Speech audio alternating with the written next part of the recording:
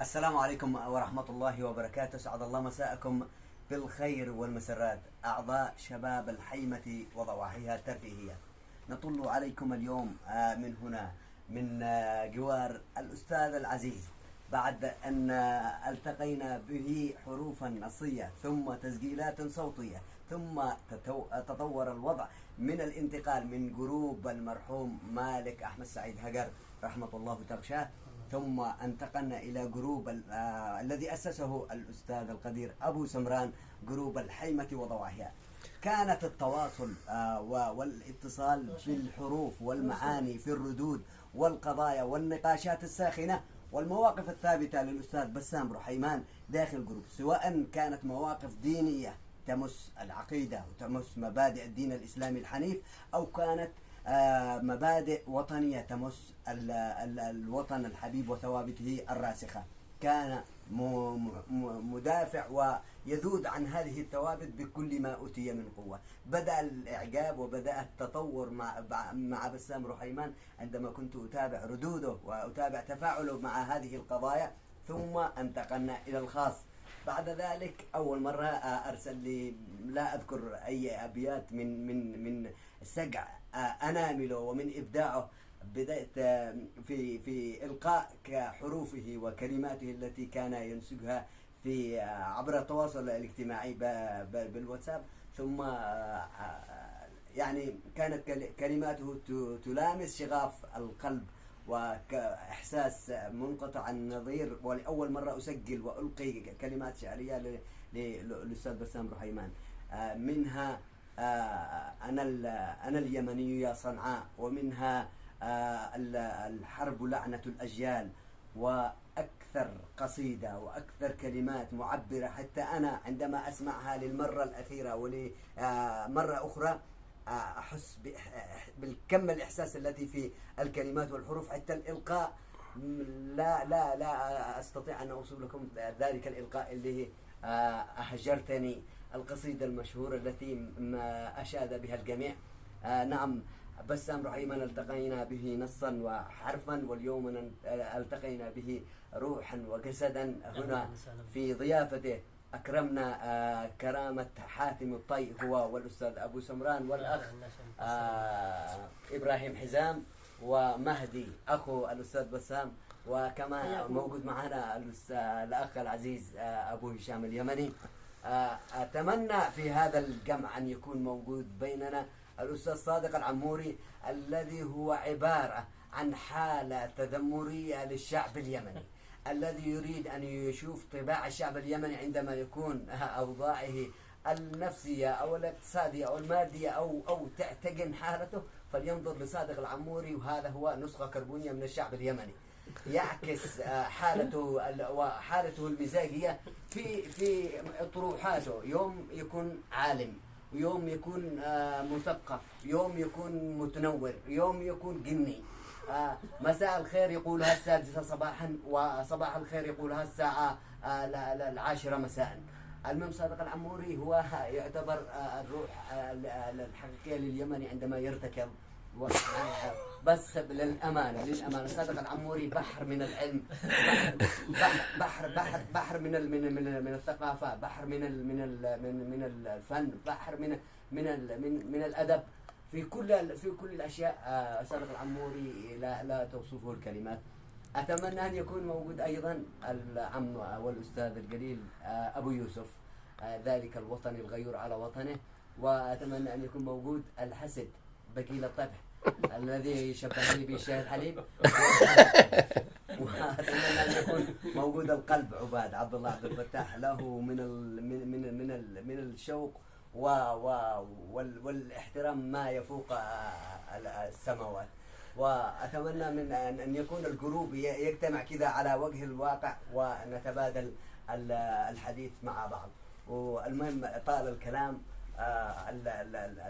اللحظة فارقة والساعة جميلة جدا، وأنا سعيد جدا بوجود الأستاذ بسام وإبراهيم حزام ومهدي أخو الأستاذ بسام وأبو هشام وأبو سمران، ذلك الروح الفكاهي. الفيديوهات على الليلة الماضية الذي يريد أن يعرف الروح المرحة والجميلة والمشاغبة والمشاكسة والذي لا يعرف الحقد ولا الغل ولا حاجة، ما يعرف إلا الفرح والمرح، إنه أبو سمران. إن شاء الله أكون كمان صراحة يا جماعة الذي يشوف أبو سمران بمواقع التواصل الاجتماعي سواء تيك توك أو فيسبوك بفيديوهات عاد بالواقع كوميدي بروحه بجسده بحركاته، فهلوي بهلواني بكل ما تعنيها الكلمة، يعني يدخل لك الفرحة والضحكة غصبا عنك. فبس يعني الاستاذ ابو سمران لا وصلت لي ثوب اكبر مني الا احسن لك. ابو سمران جو وراء الكواليس الان وخلف الكاميرا هو ايقونه الفرح وايقونه المرح والسرور. وتحياتي للجميع والسلام عليكم ورحمه الله وبركاته. اترك التعقيب للاستاذ بسام رحيمه. اهلا وسهلا فيك اخ حامد والاخ ابو هشام وكل الموجودين، وشرفتمونا بزيارتكم وعلى العين والراس، وسامحونا على اي قصور. الله المستعان، ما قصرتم. اولا انه تشرفنا بحضوركم، وقبل كذا تشرفنا بمعرفتنا بكم عبر مواقع التواصل الاجتماعي، وكما ذكرت واسلفت انه كان يعني بداية التعارف عن بعد عبر مجموعة شباب الحيمة، وكان الاخ حامد ايضا لفت نظري من بداية تقريبا قبل 4 سنوات. 4 سنوات تقريبا. 4 سنوات بما كان يطرح وينشر في المجموعة، وكان لي الشرف أيضا إنه شرف قرأ لي بعض مما كتبت سواء نثر أو شعر، وتشرفت أنا بإنه جمل الأبيات وجمل الحروف بالصوت صحيح، الصوت الجميل صحيح، وإن شاء الله إنه يستمر الكرة انقطع لفترة نعم لسبب ظروف عمل وكذا، وإن شاء الله إنه لقاءنا اليوم فاتحة خير وبوابة جديدة نعم للتعاون فيما بيننا. وتحية لجروب الحيمة الذي جمعنا بناس غاليين على قلوبنا، ونتمنى انه نجتمع بهم جميعا ان شاء الله ان شاء الله، سواء هنا او في البلاد. تحياتي للجميع. ولك اضعاف التحيه والتقدير. شكرا على هذا الاطراء. شكرا يا استاذ بسام. بالنسبه لكلماتك وقصائدك وحروفك هي شرف ووسام يعني. لا صراحه انتم كلاكما ثنائيان ثناء لا يتركوا لي المجال لي انا. لا الصراحه هم ثنائيان لا يعلى عليه الصراحه. بسام يعني صاحب حرف جزل، والأخ حامد صاحب حنجرة ذهبية، يعني يدخلك يعني في النص ومشاعره بأحاسيسه والملامح تترجم تلك الكلمات التي تأتي منبثقة من الأرواح يصيح كمعاناة أو يعني صراحة يعني يغص في الوجدان يقولوا ايش يغص في الوجدان العميق للكلمات. نعم الشعر يسموها الوجدان الشعري. ما شاء الله. يعني زي ما تقول ايش، يعني انا عجز عن التعبير صراحة احيانا لما اشتي اقرص بشكل كبير. انا ناسي للابيات حق الطفل اللي غرق، لو تذكر اللي غرق في اب. اللي في اب. ايوه صحيح. ايش انا لم تحضر لي الابيات الان هنا. امدد يديك. امدد يديك. ايوه وقسما بالله حاضر من ايش محتاجيه. القصيدة هذيك لما القي انا قريب الى البكاء. تدمعي مدمعة صراحة. اصلا هي معبرة عن حالة للوطن، مش الا الموقف هذا بس. صحيح يعني الموقف بحد ذاته اثار الشجون حول ما يعانيه الوطن. نعم. من انفلات، من قل خدمات، من انعدام، ضياع البلاد، يعني ضياع البلاد في كل الجوانب. يعني كان ناقصنا دفاع مدني، ناقصنا فرق انقاذ، يعني كان سهل انقاذهم. صحيح. لو كان في حكومة تهتم او جهات معنية في هذا الامور. احنا منطقة جبلية معرضة للسيول في اي وقت، فالمفروض انه يكون في فرق انقاذ، يكون في اجهزة تابعة للدولة مهتمة بهذا الجانب.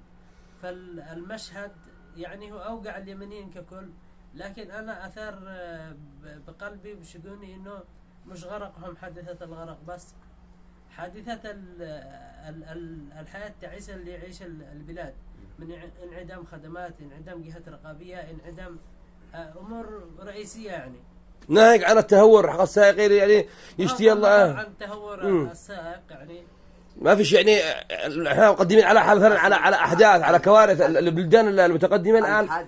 ما فيش حتى علامات تحذير. ما فيش ابدا. نعم. حتى لو وجدت المواطنين الله يحفظهم ما يقصروش، اخذوا هنا يصلحوا بهنا طوال قلبوا هذا. والحادثه تستقلب للذاكره وللذهن البشري صور الوطن وغرقانه بكل الجوانب، رغم انه كان يمدد يديه. مش غارق واحد، لا غرقنا كلنا. اكثر من 30 مليون. اللي يمدد يده الشعب اليمني، يمدد يده للسلام، يمدد يده للخير، يمدد يده لبر الأمان. الشعب اليمني متعطش أن يعيش بسلام وأمان، نتمنى له الخير. شعب كريم، شعب عزيز، يستاهل كل خير. فالحوادث التي تحصل وعندما تنعكس حروف الأستاذ بسام رحيمان لحادثة، هي تعمل إسقاط على المشهد الواقعي، المشهد العام، مش نعم. على الجزئية أقل غريق بس. أكيد. الوطن، محاكاة الأبيات عن وضع البلاد بكل الجوانب. ما شاء الله. لا حقيقة هي أثرت علينا كثير والله. أحيانا عندما تكون الكلمات معبرة عن واقع والكلمات تخص وطنك، أحيانا العبرة تسبق الكلمة. صحيح فعلا. ويقال ما طلع من القلب يصل إلى القلب. شوف، في كلمات البسام رحيمان بالنسبة للوطن عندما تكون خاصة للوطن، سواء شوق أو اغتراب أو أي حاجة، أكون أنا قبل التسجيل أضغط، أنا أسجل من الواتساب وأروح لمسجل الصوت، لا أعمل عندي لا إخراج ولا إنتاج ولا أي حاجة. أروح أكون أقول خلاص المرة هذه بسجل بهدوء تام، أصعد مع المواقف، أعيش الموقف بكل بيت. أنا مش برضاي، ما أشوف لا إرادة، أشوف نفسي قد أنا أما صوتي في بحة كذا كأننا شبكي، أو إن أنا بضارب يعني متشنق. الله يعزك ويعز مقدارك. والله أولا أشرفتنا يا أخ حامد، أنت إنسان طيب وغني عن التعبير وغني عن أي وصف، فيعني بصمتك كثيرة يعني بكل شيء. باقي نقطة، تفضل. ما قال لكم الأستاذ بسام رحيمان من خلال تواصلي معه بالواتساب وهذا، كنت أحس إنه إنسان بهذا، إنه طويل. هو كبير بالثقافة، كبير وإحساسه والأدب اللي يحمله والفكر النظيف، حتى في الغزل غزل عفيف نظيف شريف، يعني غزل حلال. بالطريقة الإسلامية. قصير وكلامه يعانق السماء. الصراحة أنا فخور إن أنا أطل على حتى له جروب بالفيسبوك أو بالتيك توك أو أي واحد. والله يا جماعة إن أنا أدخل للشركة عند المحاسب، أول ما أدخل الباب بيدي فواتير، وهذا يلفت جنابي يقول لي أهجرتني. هي جاء من قلب. أيوة يقول لي أهجرتني. وشاف القصيدة بالتيك توك، مش صديق. وأنا أقول له منين اللي قال لي؟ أنا شوف أهجرتني. لا هي حاجة حلوة والله. أنا قلت لك اليوم الأول، قلت لك أحلى شيء يعني أثر فيني القصيدة والتناص حقها كده والترتيب حقها وإلقائك برضو الإلقاء لا حتى الكلمات يا بسام، المفردات مفردات نادرة وجميلة. القصيدة هذه أبو سمران نزل قصيدة ما أدري نقلها أو كتبها، هي كانت يعني متقاربة بين الشعر الحر والنثر العادي. هذه هي القصيدة اللي نشرت. أنا رديت عليه رد، كان رد مباشر. أحيانا في حاجة يستفز نشرت القصيدة، في حاجة يستفز أعماقك. مجلة الثقافة الجزائرية. هي هذه نفسها. أخذت القصيدة هذه نفسها قوية، وأنا المفروض تصل إنسان أزيد مني إبداعا. لا أنت ما شاء الله عليك. يعطيه حقه. أنت الإمكانيات أحيانا زي ما حقها. الكلمات، الوصف، شوف، وذروتني رملا أحمرا، العمق الأدبي دسم مرة. ما يقول إلا أديب كبير الصراحة.